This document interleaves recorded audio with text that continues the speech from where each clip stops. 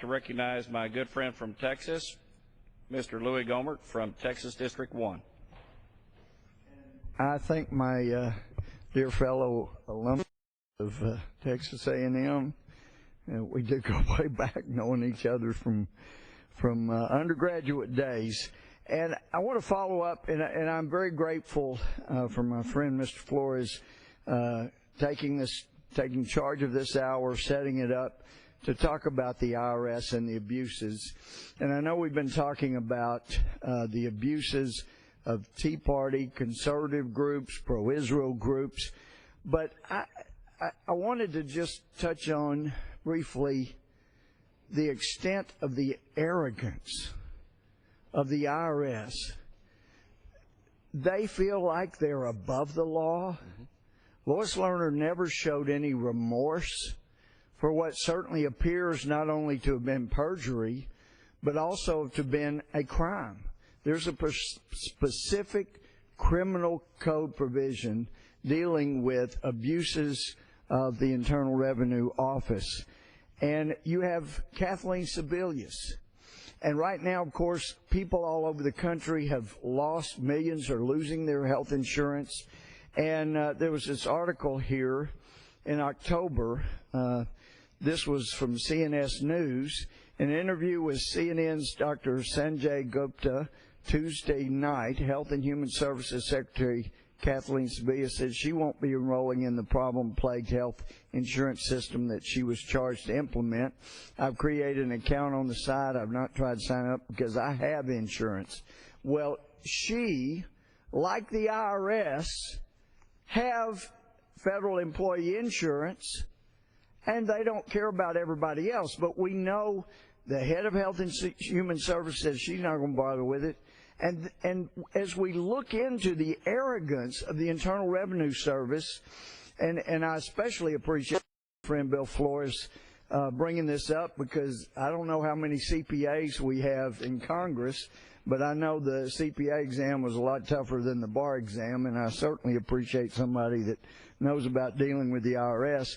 But this article, IRS Employees Union urges members to oppose Obamacare for themselves. And the article goes on that so NTEU, which is the Union for Treasury Employees, is strongly urging its members, including the IRS agents tasked with implementing Obamacare, to oppose Dave Camp's legislation, which would compel them to personally participate in the same health care program they will be enforcing. On the NTEU website, union members are urged to email their congressmen and senators, ask them to oppose H.R. 1780.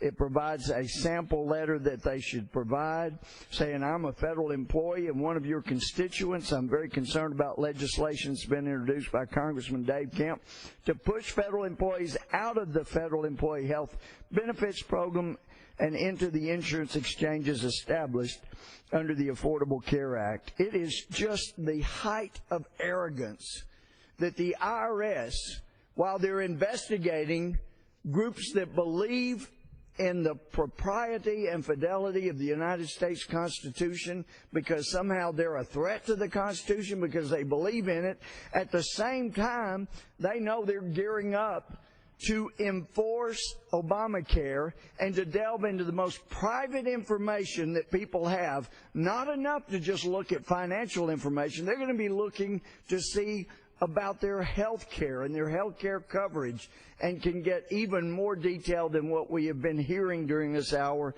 They've already been about. I can't imagine a worse prescription for abandoning the Constitution than that. And not only that, we have heard that Obamacare, correctly apparently, that it will cause the hiring of 17,000 to 18,000 new IRS agents. And although I was not a math major, I love math and did very well every time I took it.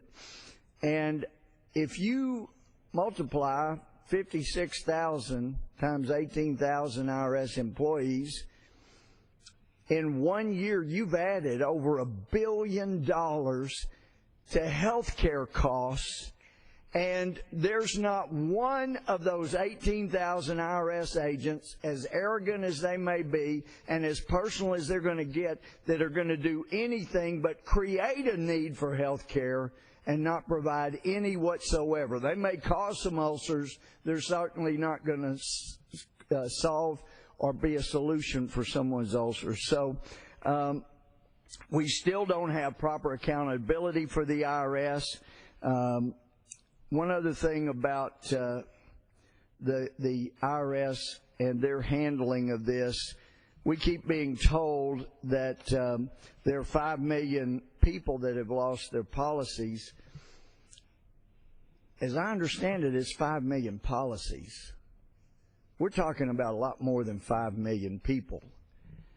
And when you think about the people that are going to have to pay for their health care, the extra $1 billion for new IRS agents, and the billions of dollars over time that'll be paid for the navigators, all those people who won't provide any health care whatsoever, it is staggering. And people in America from the polls are figuring out this isn't about their health care. This is about the GRE, the government running everything. And some people, I know, wonder, well, what solution is there? Even if you had a fair tax or a flat tax, you still got to have an IRS. And I love Arthur Laffer, Reagan's economic advisor. He said, Louie, you don't have to have the IRS. You ought to do away with it.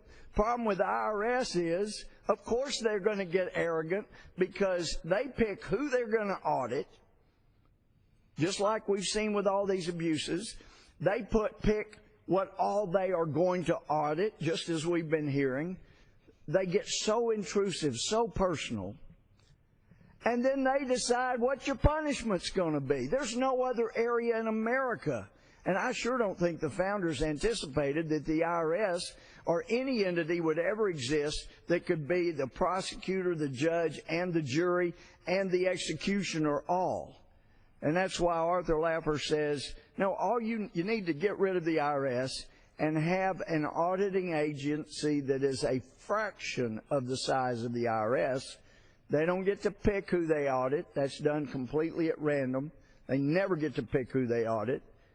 And they never get to decide what their auditing will, what will be done with their auditing. It has to be passed on to justice or to the collection of the taxes if they have not been paid. They never get to participate in that.